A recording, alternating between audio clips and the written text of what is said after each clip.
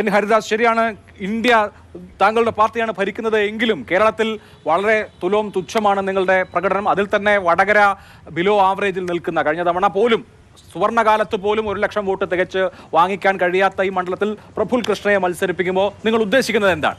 ഇവരെ തെരഞ്ഞെടുത്ത ആളുകൾ അവരെ വിഡ്ഢികളാക്കുകയാണ്. കാരണം മട്ടന്നൂരും തെരഞ്ഞെടുത്ത് വളരെ പ്രതീക്ഷയോടുകൂടി ജനം വോട്ട് ചെയ്ത ശൈല ടീച്ചർ നമ്മളൊക്കെ പറഞ്ഞു മുഖ്യമന്ത്രിയെക്കാളും വോട്ട് നേടി.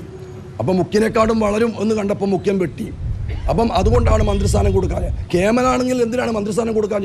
കോവിഡ് കാലത്ത് നല്ല രീതിയിൽ പ്രവർത്തിച്ച ആളാണെന്നുള്ള പ്രചരണം എന്തുകൊണ്ട് മന്ത്രിസ്ഥാനം കൊടുത്തില്ല?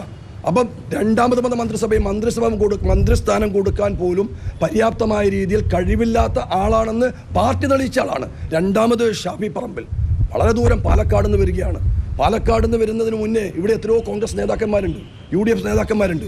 പക്ഷെ പാലക്കാടിലെ ജനം തിരഞ്ഞെടുത്ത, അവിടുത്തെ അവരുടെ വികസനത്തിന് വേണ്ടി തിരഞ്ഞെടുത്ത ആളെ എന്തിനിങ്ങോട്ട് കെട്ടിയെടുക്കുന്നു? ഇവർ രണ്ടുപേരും MLA മാരാണ്, അവരെ ജനം തിരഞ്ഞെടുത്താണ്.